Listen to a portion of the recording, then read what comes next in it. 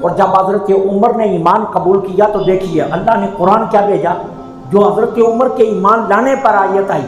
کیا، یا ایھا النبی حسبک اللہ ومن اتبعک من المؤمنین،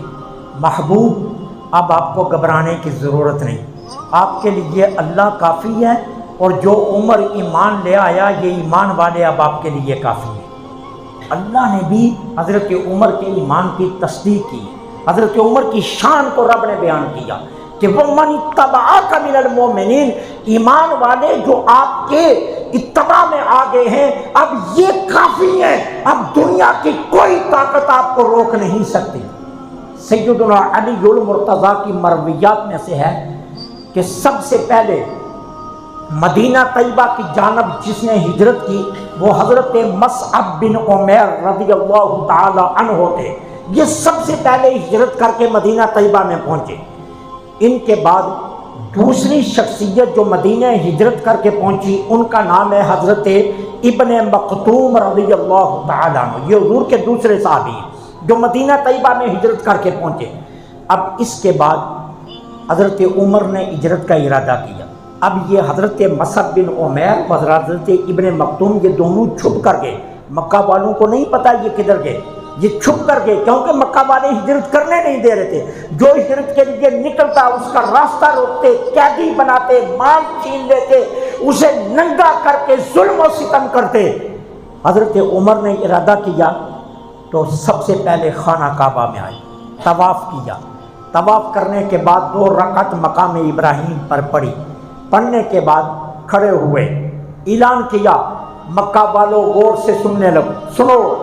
میں نے آج ہجرت کا ارادہ کیا، جو اپنے بچوں کو یتیم کرنا چاہتا ہے، بیوی کو بیوہ کرنا چاہتا ہے، ماں کو بے پوت کرنا چاہتا ہے، وہ میرا راستہ روک کر دیکھ لے، خدا کی قسم میں اس کو زندہ واپس نہیں آنے دوں گا جو میرا راستہ روکے گا۔ پھر دوسرا اعلان کیا وہ کمزور مسلمان جو ان کافروں سے ڈرتے ہوئے ظلم و ستم سہ رہے ہیں اور ہجرت نہیں کر رہے، عمر چلا ہے آؤ میرے ساتھ چلو، تمہیں کوئی روکے گا نہیں۔ پھر تیسری شخصیت جو مدینہ طیبہ میں پہنچی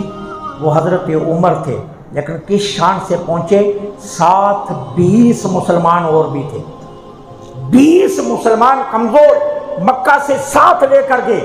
مجال ہے کسی نے راستہ روکا ہو۔ اب مدینہ طیبہ میں پہنچے تو لوگوں نے قافلہ دیکھا، لوگوں نے سمجھا شاید سرکار تشریف لے آئے، لوگ بھاگے ہوئے مدینے والے باہر آئے تو حضرت عمر نے دیکھتے اعلان کر دیا نہیں بھائی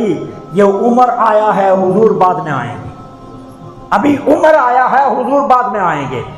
یوں حضرت عمر رضی اللہ تعالیٰ عنہ کو یہ اعزاز ہے کہ انہوں نے علل اعلان ہجرت کی ہے، علل اعلان ہجرت کی ہے۔ حضرت کعب بن اخبار کیونکہ یہ یہود کے عالم تھے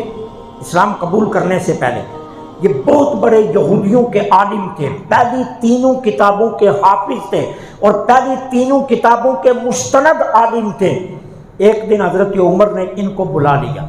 کہا کعب ایک بات بتاؤ، تم نے پہلی 3 کتابیں توریت انجیل زبور پڑھی ہے، ان میں کہیں میرا ذکر بھی آیا؟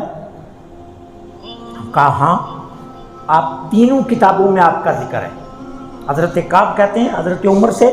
پہلی 3 کتابوں میں آپ کا ذکر ہے۔ اچھا کیسے ذکر ہے؟ ذکر ہے قرنم من الحدید، ہمارے محبوب کا ایک عمر ہوگا جو لوہے کی طرح مضبوط ہوگا اسلام کے لیے،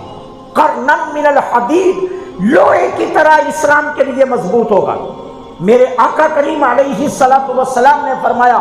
ہر نبی کی امت میں اللہ نے ایک نہ ایک محدث پیدا کیا ہے، محدث ایک وہ ہے جو حدیثیں اکٹھی کرتا ہے، ایک محدث وہ ہوتا ہے جو احادیث کی تشریح کرتا ہے، ایک محدث وہ ہوتا ہے جو حدیث پڑھاتا ہے، ایک محدث وہ ہوتا ہے جو حدیث کی کتابوں کی ترتیب دیتا ہے۔ لیکن یہاں یہ محدث مانا نہیں ہے جس کا سرکار نے ذکر کیا، سرکار نے فرمایا اللہ نے ہر نبی کو ایک محدث دیا ہے، ہر نبی کی امت میں ایک محدث ہوا اور میری امت کا محدث عمر بن خطاب ہے۔